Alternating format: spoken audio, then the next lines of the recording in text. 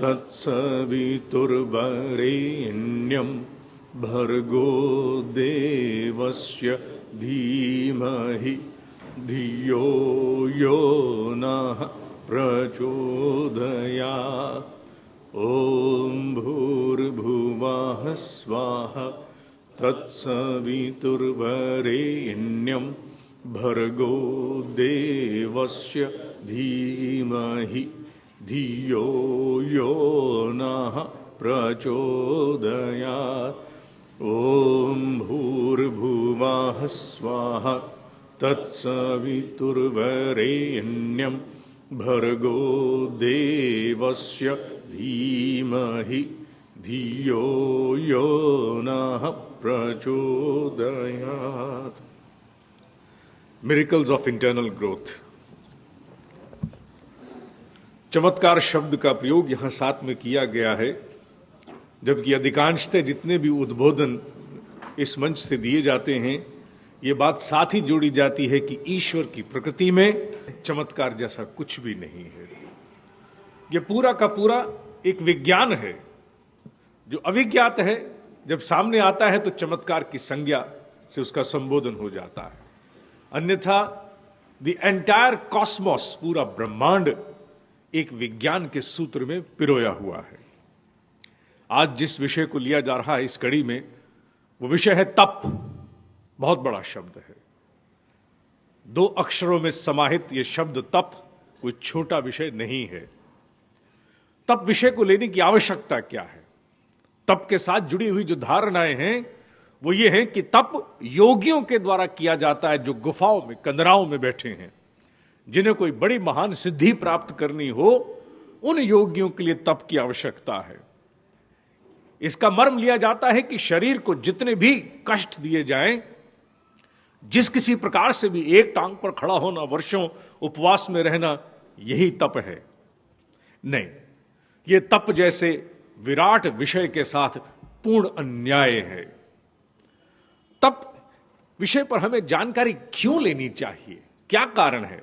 एक सामान्य सदगृहस्थ का जो अपनी नियमितता के द्वारा अपनी जीविका उपार्जन करता है, उसे इतने कठोर शब्द तप को अपने जीवन में क्यों कर समाहित करना चाहिए, यह मन में प्रश्न उठता है।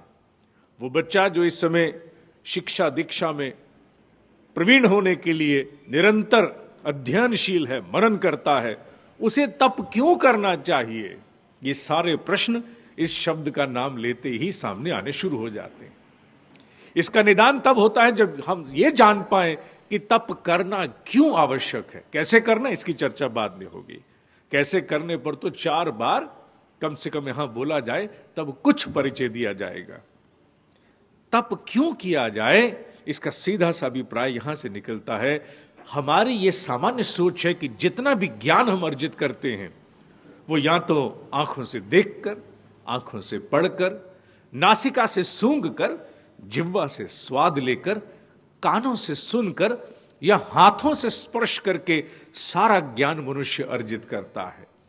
ज्ञान अर्जन करने के और कोई माध्यम और कोई मार्ग है ही नहीं, हो भी नहीं सकते। ये हमारी सामान्य सोच है। लेकिन यह सोच बहुत छोटी है और बिल्कुल अधूरी है। क्यों? वो इसलिए क्योंकि ज्ञान अर्जन के जो स्रोत हैं वो मात्र इन चक्षुओं तक, इस नासिका तक, अर्थात ये जितनी भी हमारे कर्मेंद्रियां हैं, यहां तक सीमित नहीं है। ज्ञान जैसा विराट शब्द, ज्ञान जैसी विराट गंगोत्री की अविरल प्रवाह, वो हमारे भीतर भी उत्स के रूप में फूटता है, भीतर से भी अवतरण उसका होता है। इस पर हमें सामान्यतः विश्वास नहीं होता। क्यों? क्योंकि बाहर आंखें खोल करके जिए गए लंबे जीवन के अंतराल में जो कुछ भी अनुभव में आया है, उससे यह धारणा पक्की हो गई है, अगर कुछ जानना चाहते हो, सीखना चाहते हो, तो आंखों से बाहर देखो, पढ़ो, सूंघो, चखो, सुनो, स्पर्श करो। आधुनिक विज्ञान ने हमारे मन के मोटे मोटे 3 स्तर बताए हैं। मैं आधुनिक बात करूंगा। योगिक साइकोलॉजी भिन्न है। योगिक साइकोलॉजी बहुत दूर तक जाती है, उसकी बात बाद में। पहले आधुनिक विज्ञान। आधुनिक विज्ञान के मतानुसार मनुष्य के मन के 3 स्तर हैं जो मूलतः सबको विदित भी हैं, और वो कौन कौन से हैं? चेतन, द कॉन्शियस माइंड, अवचेतन, द सबकॉन्शियस माइंड, और अचेतन, द अनकॉन्शियस माइंड। चेतन मन के विषय में मोटा मोटा ज्ञान हम सबको है कि आप मुझे देख पा रहे हैं, मैं आपको देख पा रहा हूं, मैं बोल रहा हूं, आप सुन पा रहे हैं। ये जो कुछ भी हमारे मन में इस समय हो रहा है, ये चेतन मन का कार्य चल रहा है। हम जो कोई भी निर्णय लेते हैं, प्रतिक्रिया देते हैं, ये चेतन मन का काम है।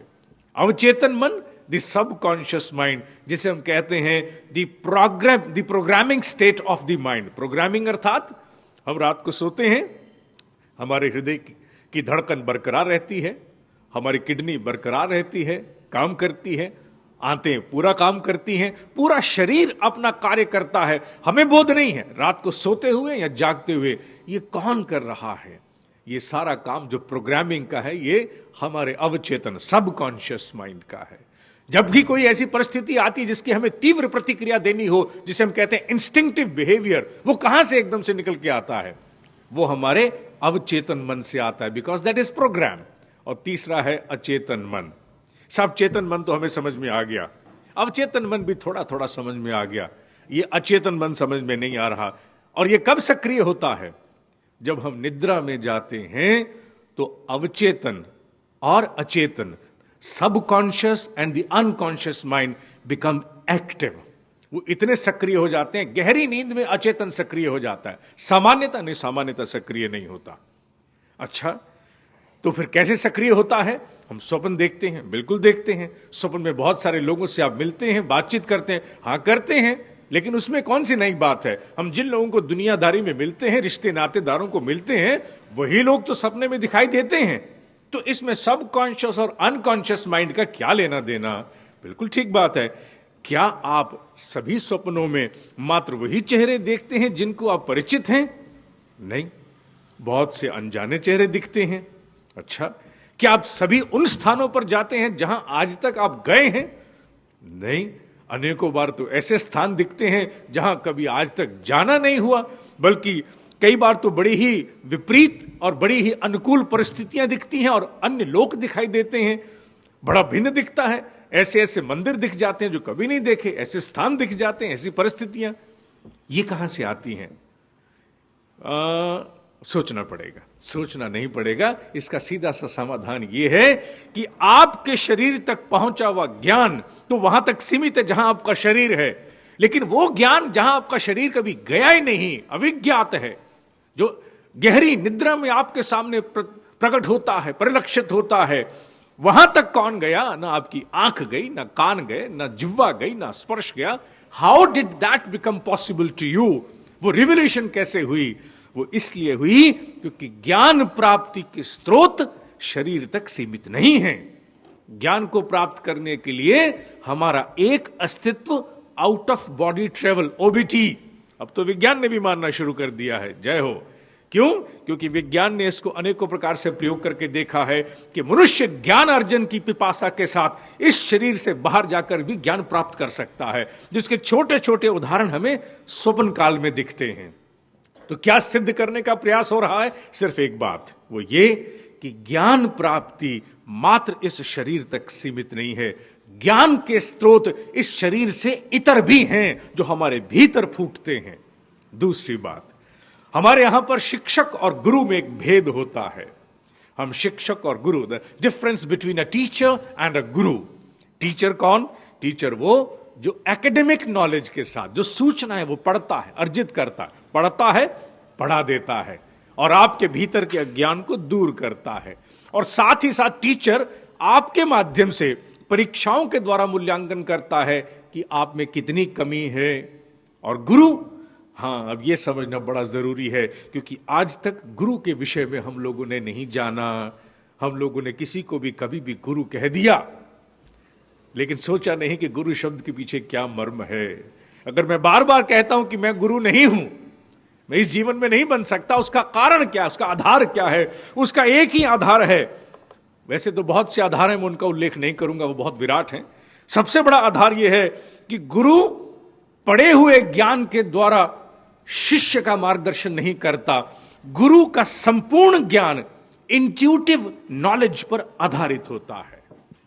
गुरु का संपूर्ण मार्गदर्शन भीतर के इल्हाम, भीतर की स्फुरना, जिसे हम इंट्यूशन कहते हैं, ही totally depends upon intuitive intelligence. और उसी इंट्यूशन पर आधारित होकर के वो शिष्य का मार्गदर्शन करता है। मार्गदर्शन ही नहीं करता, बल्कि अपने चक्षुओं के द्वारा शिष्य की वस्तुस्थिति जानता है कि कहां क्या कमी है। शिक्षक को अपने शिष्य की कमी जानने के लिए परीक्षा की आवश्यकता पड़ती है, गुरु को आवश्यकता नहीं है। क्यों?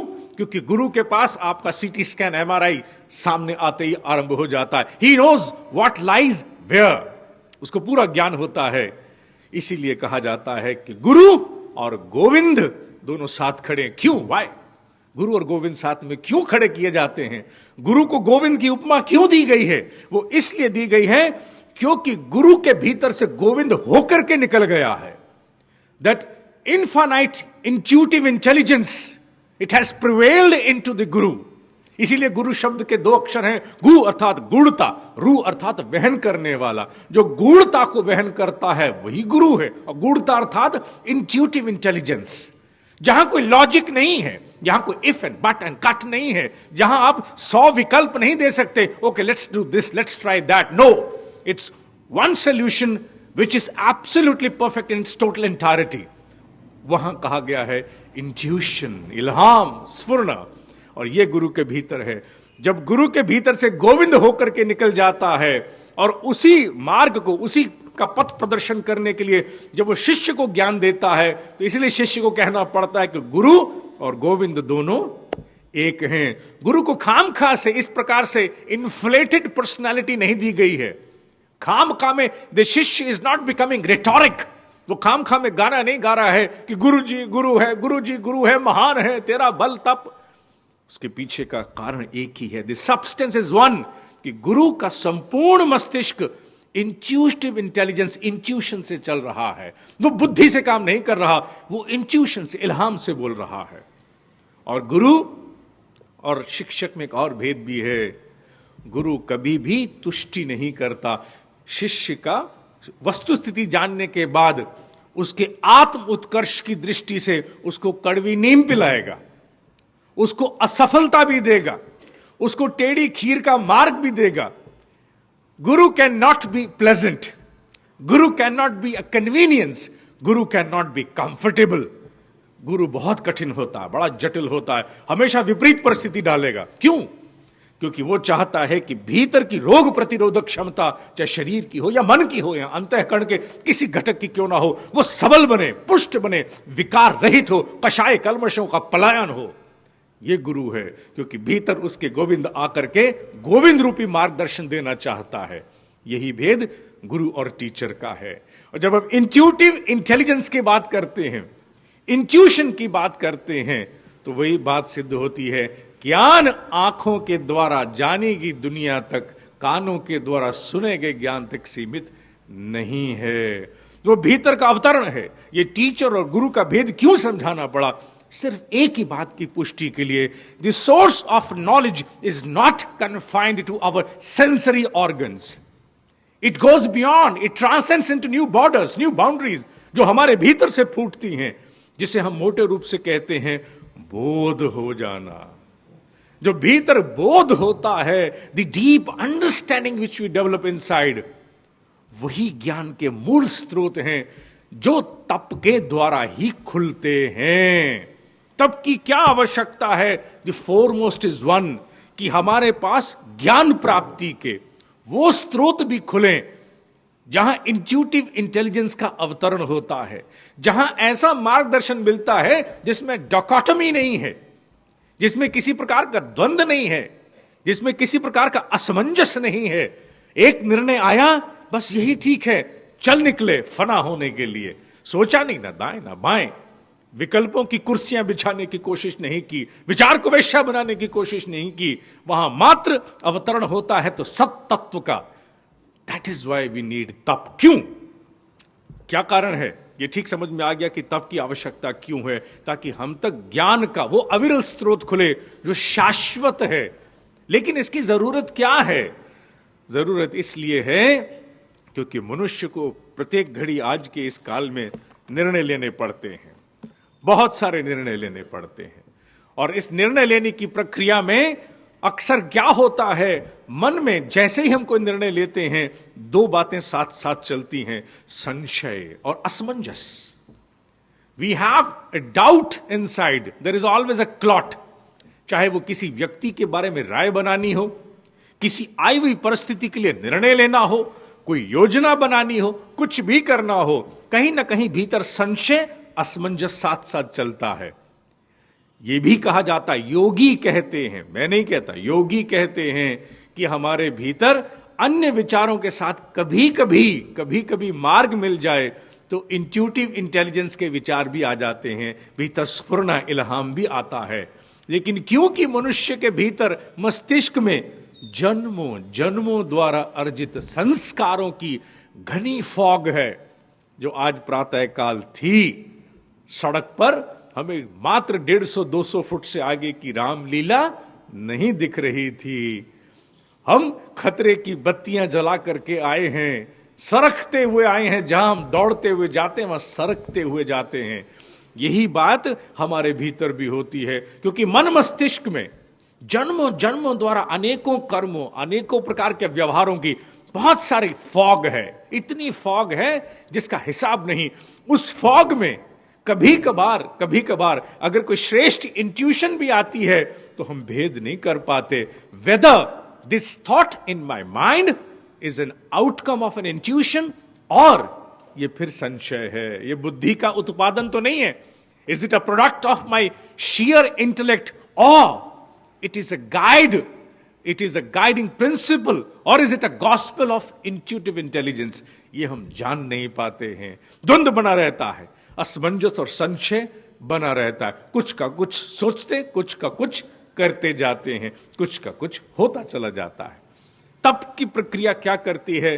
तप की प्रक्रिया वही करती है जो योग में, मैंने देखा आज हमारे यहां सोनीपत पतंजलि योग पीठ के एक मूर्धन्य आए हैं, उनसे मुझे याद आ रहा है, जो योग में शंख प्रक्षालन की प्रक्रिया करती है। अब शंख प्रक्षालन की प्रक्रिया में क्या होता है? शंख प्रक्षालन की प्रक्रिया में मैंने क्योंकि किया हुआ है, किसी समय बहुत किया था, उसमें मनुष्य को जल पिलाते हैं और पिलाते चले जाते हैं, गुनगुना पानी पिलाते हैं, और पिलाने के बाद कुछ आसन क्रियाएं कराई जाती हैं, लेट करके अधिकांशतः होती हैं, जिसमें उथल पुथल मचाई जाती है पूरे पेट में। पूरे पेट में इतनी उथल पुथल मचाई जाती है, एक आंदोलन छेड़ा जाता है, ऐसा आंदोलन कि भीतर आंतों तक अगर कोई मल विकार जमे हुए हैं, चिपके हुए हैं, पता नहीं कब से, उनको पूरी तरह से वहां से रगड़ रगड़ के हटाने का प्रयास होता है। जैसे शंख है, उसमें से जल को प्रवाहित करें तो उसकी अनेकों परतों से होकर के निकलेगा, इसी प्रकार इस काया का शंख प्रक्षालन होता है। और शंख प्रक्षालन के बाद क्या होता है? जितने जमे हुए मल हैं, विकार हैं, वो सारे विसर्जित हो जाते हैं, निकल जाते हैं, छूट जाते हैं। तो क्या होता है? जैसे ही अंदर से मल दूर होते हैं, जठराग्नि प्रदीप्त होती है, जाग जाती है, एकदम से प्रचंड होती है, द एपेटाइट एक्सप्लोड्स। और साथ ही एक सबसे बड़ा काम और होता है। ये किसकी बात हो रही है? सिर्फ शरीर के शंख प्रक्षालन की बात हो रही है। क्या होता है? द माइंड है, मस्तिष्क है, सारी ऊर्जा जो पेट ने, लिवर ने, पैनक्रियाज ने, आंतों ने खपाई हुई थी, वो सारी की सारी मस्तिष्क को पहुंच जाती है, सारी एनर्जी यहां आती है, सजगता बढ़ती है, awareness, the level of awareness shall enhance. मनुष्य को लगता है कि नहीं, I am present in more proportions. अच्छा, उसकी दृष्टि में ऊर्जा आती है, प्राण आता है, उसके निर्णय लेने की क्षमताओं में भी वृद्धि हो जाती है, ठहराव आता है। ये किससे? ये भौतिक शंख प्रक्षालन से। तप भी एक ऐसी प्रक्रिया है जिससे मन और अंतःकरण का शंख प्रक्षालन होता है। जन्मों जन्मों से जो मल विकार हमारे भीतर जमे हुए हैं, वो वहां से रगड़ रगड़ के हटाए जाते हैं, और उसके बाद फिर भीतर जो प्रचंडता आती है, उसको अनुभव करने से पहले बताना बड़ा कठिन है। वो उसी प्रकार है जैसे कहते हैं, how do I know what is a mango? You can try million times but you will never be able to know unless you taste it. मुझे क्या ज्ञान कि आम कैसा होता है? अरे करोड़ बार भी सोच लो, नहीं पता लगने वाला जब तक एक बार चखोगे नहीं। और वही तप की प्रक्रिया के साथ होता है। जैसे जैसे तप भीतर होता है वैसे वैसे मनुष्य के भीतर बहुत प्रचंड ऊर्जा का जागरण होता है। छाती लोहे की बननी शुरू हो जाती है। छाती लोहे के माने मनुष्य में धैर्य की अपार क्षमताओं का जागरण होता है। उसमें कई प्रकार की ऐसी शक्तियां आ जाती हैं जिनका वर्णन करना यहां मंच से उपयुक्त नहीं होगा। ये तप के द्वारा होता है। होता क्या है तप में? तप में हम क्या करते हैं? तप में हम ये करते हैं कि सुओ मोटो माने स्व प्रेरणा से प्रेरित होकर के हम अपने ऊपर अंकुश लगाना शुरू करते हैं। स्व प्रेरणा से, अर्थात किसी के कहने से नहीं। जैसे किसी को कहें तो यहीं बैठा रहे 2 घंटे के लिए, खबरदार उठे तो वो क्या होगा? वो उसके लिए पनिशमेंट हो जाएगी। लेकिन जब वो ये कहे कि 2 घंटे मैंने अपने आप को यहीं बिठाना है, तो that is not exactly a punishment, वो तप है। क्यों? क्योंकि स्व प्रेरित है। जब स्व प्रेरित होकर के अपनी पूर्ण इच्छा के साथ जब हम अपने भीतर अंकुश लगाना शुरू करते हैं, संयम रिस्ट्रेंट लगाना शुरू करते हैं, तो क्या होता है? तो यह होता है कि भीतर अपने ही भीतर अपनी इच्छा से उत्पन्न की गई दुविधा के कारण एक ऊर्जा पैदा होना शुरू होती है। Energy, there is an uprise of an energy, जिसमें क्या होता है? जिसमें मन के भीतर छुपे हुए जितने चोर हैं, चाहे वो किसी जन्म से आया हो, चाहे इस जन्म की किसी फिल्म से आ गया, किसी और कारण से आ गया, या पिछले किसी जन्मों के कारण आया, उनको असुविधा होनी शुरू होती है। क्यों? क्योंकि भीतर अंकुश लग रहा है, गर्मी पैदा हो रही है। उस गर्मी में वो सारे विकार फिर निकलना शुरू होते हैं। They start surfacing. जब वो सतह पर आना शुरू होते हैं और तप बढ़ता रहता है, विकार फिर जलने शुरू हो जाते हैं। जहां कहा जाता है कि मनुष्य में पाप पुरुष आ गया, मनुष्य भूत के प्रभाव में आ गया, आदि आदि शब्दों का प्रयोग होता है। विज्ञान की दृष्टि से देखा जाए तो मनुष्य के अपने विकार नाना प्रकार के रूप लेकर के उसके सामने परिलक्षित होते हैं और मनुष्य उन्हें बाहरी आक्रमण की तरह से मानना शुरू करता है।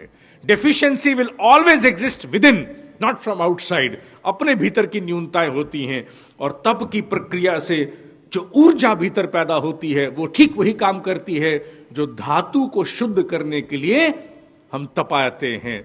वनस्पतियों को औषधि रूप में बनाने के लिए तपाते हैं, विष को औषधि बनाने के लिए भी हम तपाते हैं। जितने भी प्रकार के विष पाए जाते हैं, जब उन्हें आयुर्वेद में औषधि बनाया जाता है या एलोपैथी में औषधि बनाते हैं, तो प्रक्रिया एक ही होती है, तप।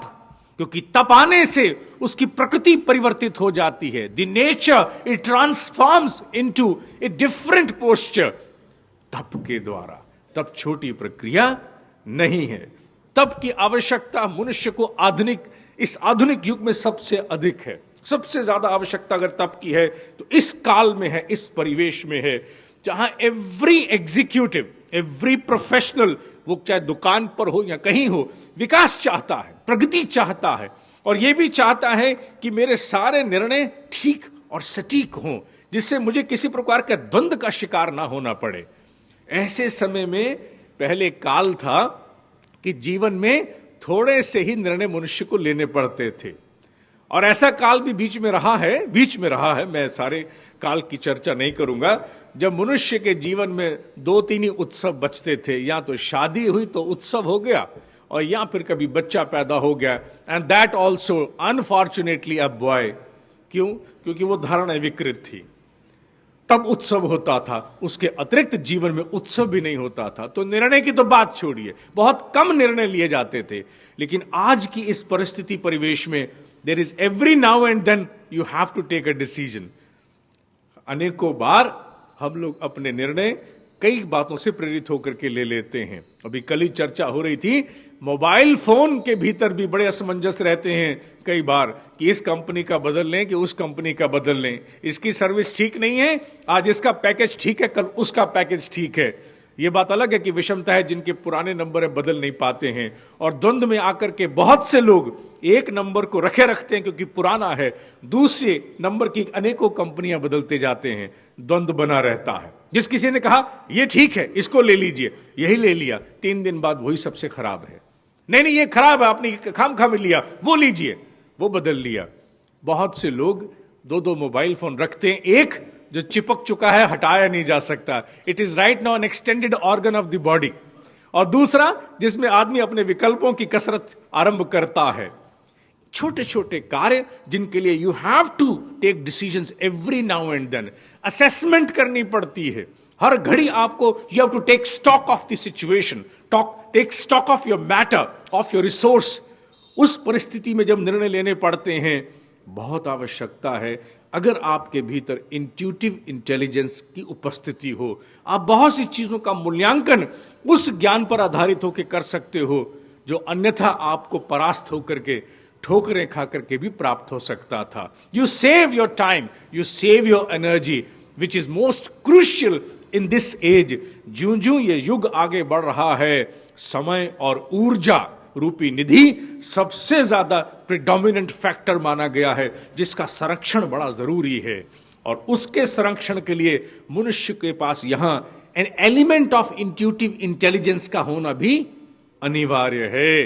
ये बहुत आवश्यक है, इसलिए तप का होना भी जरूरी है। चलो साहब, ये बात तो समझ में आ गई कि आपने कहा कि इंट्यूटिव इंटेलिजेंस की आवश्यकता इन इन कारणों से होती है। और कोई कारण? हाँ, एक कारण और भी है। वैसे तो अनेक कारण हैं, सबका उल्लेख मैं यहां नहीं कर सकता क्योंकि उस पर प्रतिबंध भी है, क्योंकि इसके लिए बहुत सारे और क्षेत्र हैं जहां तप की आवश्यकता बहुत पड़ती है, जो भी जन सामान्य की दृष्टि से कुछ वर्षों बाद आएंगे। और क्या है? और सबसे बड़ी बात एक और है, मनुष्य के जीवन में उसकी अंतिम अभिलाषा क्या है? The ultimate desire of a human being.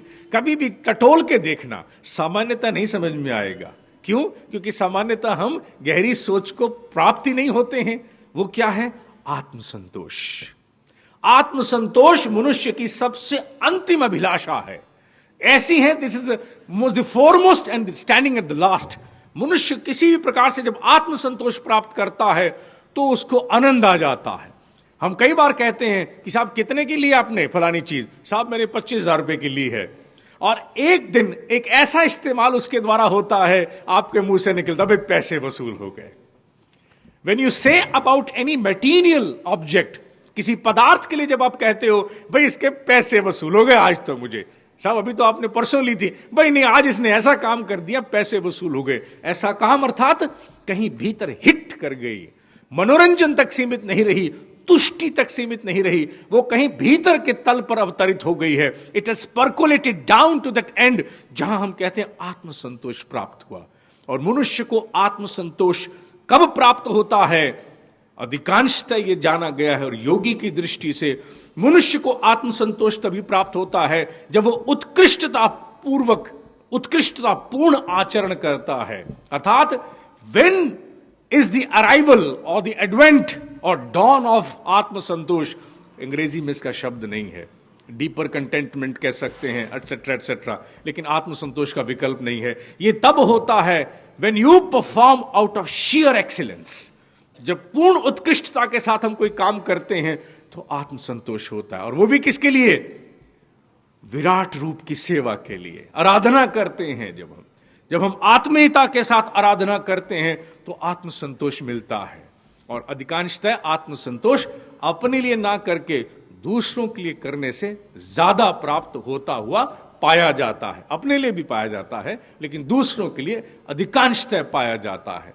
और यह प्रक्रिया तप के बिना हो नहीं सकती, क्योंकि तप के बिना इसलिए नहीं हो सकती, तप के बिना विकार नहीं जाते। क्यों? क्योंकि मनुष्य की आंख नहीं खुलती। मनुष्य जब तप करता है तो सबसे पहले किसके खंभे उखड़ते हैं? ईगो, पूर्वाग्रह, द प्रीडिटर्मिनेशन, जो से व्हाट सेज कि divine might, I am the divine might and I am always right.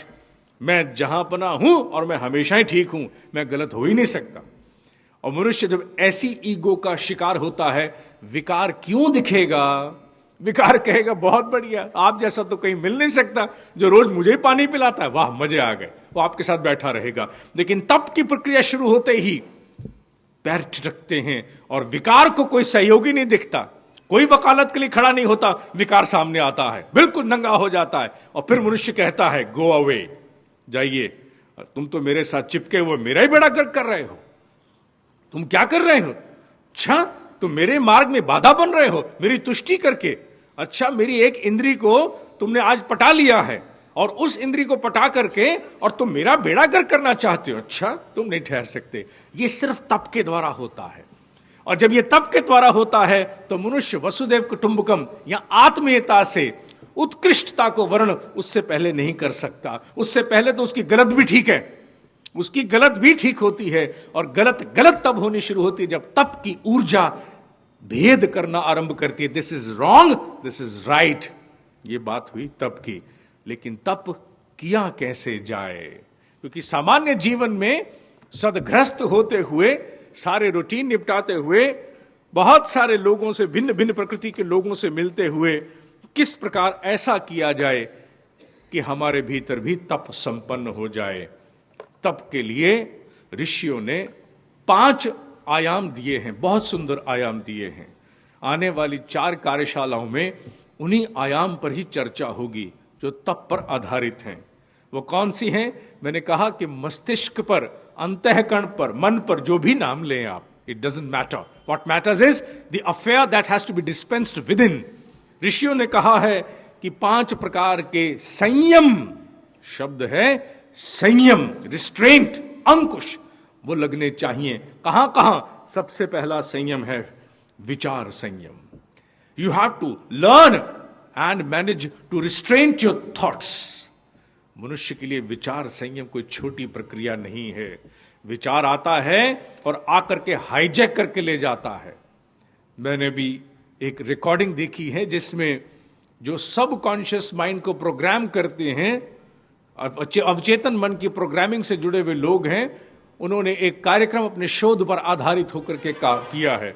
उनका यह कहना है कि हमारे मस्तिष्क में जो विचारना अर्थात विचार करने का तरीका है, वो ओपन एंडेड लूप्स की तरह होता है। लूप हम जानते हैं, एक प्रकार से एक बंद घेरा सा बन गया।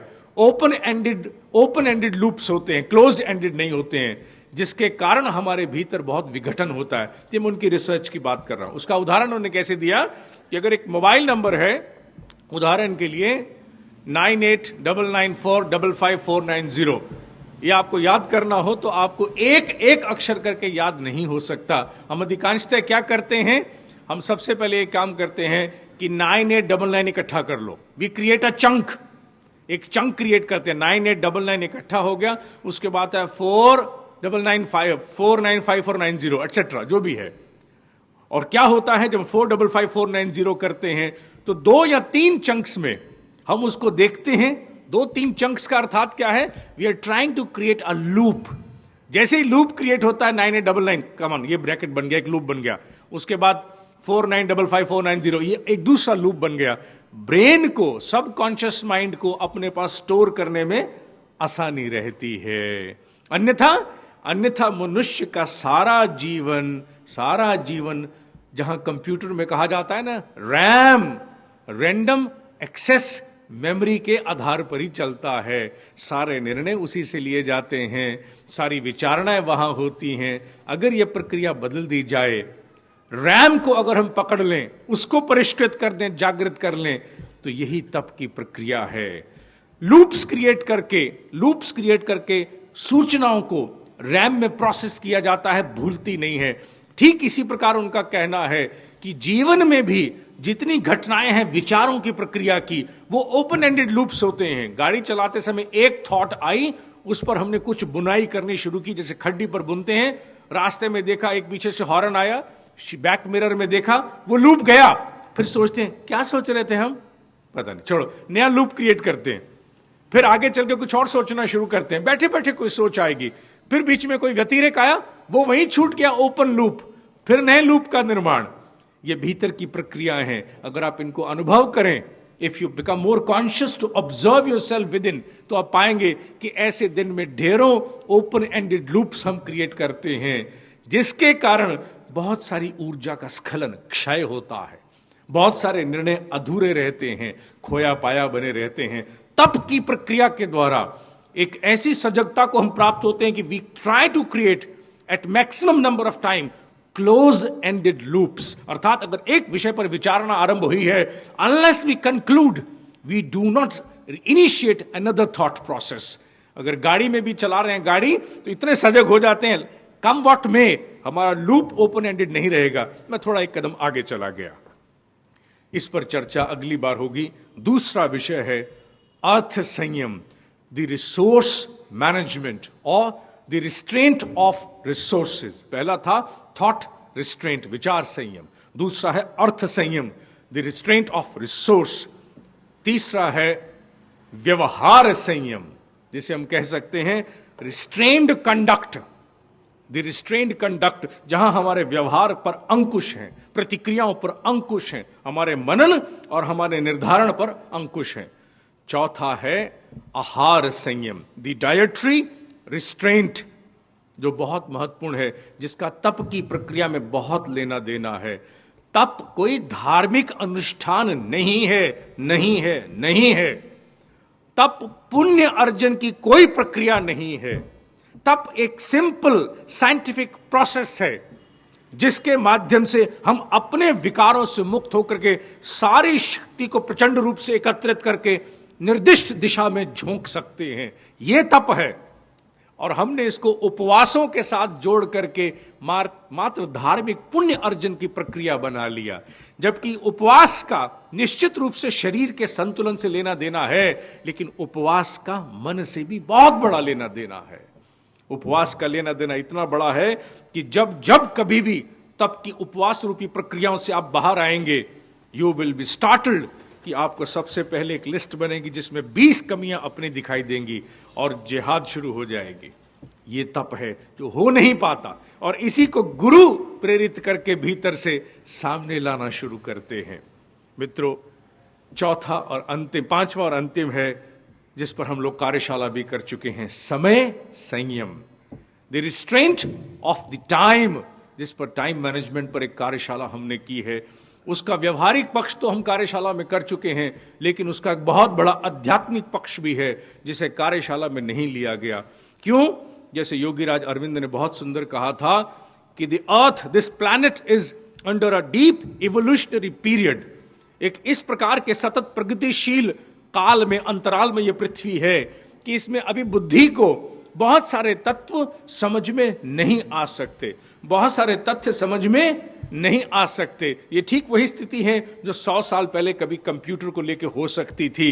अगर आज हमें ऐसा संभव हो, ये कल्पना की बात है, ऐसा यथार्थ की बात नहीं है। कल्पना की बात है एक व्यक्ति ऐसा मिल जाए जो 100 साल पहले जिसने जन्म लिया था और 100 साल तक गुफा में रहा, अगर उस व्यक्ति को आज कंप्यूटर दिखाएं और सारे तथ्य उसके फाइल और मेल और डिजिटल प्रोसेसिंग और डायरेक्टरी के बारे में बताएं, वो नहीं समझ पाएगा। क्यों? क्योंकि उसका मस्तिष्क इवॉल्व नहीं हुआ है, उस श्रेणी तक नहीं गया है, इस कारण वो नहीं समझ पाएगा। ठीक उसी प्रकार योगीराज अरविंद गलत नहीं कहते कि आध्यात्मिक पृष्ठ उतने ही अभी खुले तो अब ठीक है जितने आज की बुद्धि समझ पाए। उससे आगे के, उसके आगे के अभी नहीं खोलने, वरना वही स्थिति होती है जिसे कल की रिकॉर्डिंग में भी मैंने दिया है। बार बार कहने को मन होता, बड़ा आनंद होता है। क्यों? क्योंकि अपने साथ रोज बीतती है। कुएं का मेंढक जब निकलता है, नदी के मेंढक से मिलता है, तो कहता है तेरी नदी कितनी बड़ी रे? वो कहता है नदी बहुत बड़ी। मेरे कुएं से भी बड़ी? अरे जाना, तेरे कुएं से बहुत बड़ी। हट हट। वो एक छलांग लगाता है, 2, 5, 10 छलांगे लगा के कहता है इतने बड़ी तो हो ही नहीं सकती है। वो कहता है अरे नहीं रे बाबा, नदी बहुत बड़ी होती है, तुरे 5 छलांग में नदी नहीं आएगी। तो झूठ बोलता है, ऐसा हो ही नहीं सकता है। मेरा कुआं इतना बड़ा और मैंने 5 बार और छलांग लगा ली, इससे बड़ी नदी इम्पॉसिबल। तू झूठ बोलता है। नदी का समुद्र से मिलता है तो कहता है सागर कितना बड़ा? वो कहता है छोर ही दिखाई नहीं देता। अरे झूठ मत बोल। वो कूद कूद के कहता है अच्छा मेरी नदी से कम 10 गुना चौड़ा होगा, अरे 20 गुना चौड़ा होगा। अरे कि नहीं बाबा, उसका छोर नहीं है। झूठ बोलता है, ऐसा संभव ही नहीं है, हो ही नहीं सकता। मेरी नदी, अरे बताओ इतनी दूर तक उसका किनारा है, मुझे कूदते कूदते कमर टूट जाती है और 10 बार कूद दिया, इसके तो पेट ही नहीं भरता। झूठ बोलता है। यही स्थिति अध्यात्म के पृष्ठ के साथ भी है, क्योंकि बुद्धि का विकास अभी उस स्तर तक होना बाकी है जहां अध्यात्म के वो पृष्ठ खुले जिन्हें अभी बहुत रूपों में कहा जाता है कि गुह्य रखा गया है। बहुत सारी ऐसी शोधन प्रक्रिया हैं, जैसे तत्व शुद्धि आदि जैसी प्रक्रियाएं, जैसे बहुत सारे विराट तंत्र के मार्ग, तंत्र का हमने बहुत गलत और बड़ा छोटा अर्थ ले लिया है। हमने उसका अर्थ मान लिया है कि जहां किसी का कोई बुरा करना हो वो तंत्र है। गलत बात। तंत्र का मतलब होता है ए सिस्टम। अब प्रजातंत्र है तो प्रजातंत्र क्या कोई तांत्रिक बैठ के चला रहे हैं? ये प्रजातंत्र कौन चला रहा है? जितने भी प्रकार के सिस्टम हैं इनको तंत्र कहा जाता है। और हमारे अध्यात्म में भी तंत्र की ऐसी प्रक्रिया होती थी जिसके माध्यम से आत्मशुद्धि और आत्म विकास के लिए मार्ग बहुत तीव्रता से प्राप्त होते थे, जिसके लिए जन्मों लगाने की आवश्यकता नहीं थी, क्योंकि ईश्वर ने मनुष्य को अधिकार दिया है। If you want to be driven by fate, it is your choice, but if you want to take the steering in your hand, you can steer your life accordingly. और तंत्र मनुष्य को स्टीयर करने की शक्ति देता था, किसी का अनुचित करने के लिए नहीं, किसी के अधिकार का हनन करने के लिए नहीं, क्योंकि फिर वो तप नहीं रहता। तब वो ऐसी प्रक्रिया बन जाती है कि जो कोई व्यक्ति तंत्र की प्रक्रिया के द्वारा किसी का अहित करता है, किसी के अधिकार का अपहरण करता है, ये वर्णित है शास्त्रों में और स्थापित है कि उसके अनेकों अनेक जन्म रहते मनुष्य के ही हैं, लेकिन उसके शरीर से पता नहीं वर्षों वर्षों मवाद फूटता रहता है। क्यों? क्योंकि उसने प्रकृति की शक्ति का दुरुपयोग किया है। उसने ईश्वर द्वारा दिए गए अधिकार को, the knowledge and power of the cosmic intelligence has been utilised in the most destructive manner. इसलिए उसके शरीर से मवाद वर्षों फूटता है।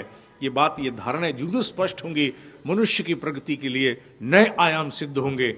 ईश्वर करे आज से 70-80 साल के बाद हम सब फिर इसी तरह मिलें, तो निश्चित रूप से जब तप की चर्चा हो रही होगी तो अलग पृष्ठभूमि से, अलग परिप्रेक्ष्य से, अलग ज्ञान के साथ होगी। धन्यवाद।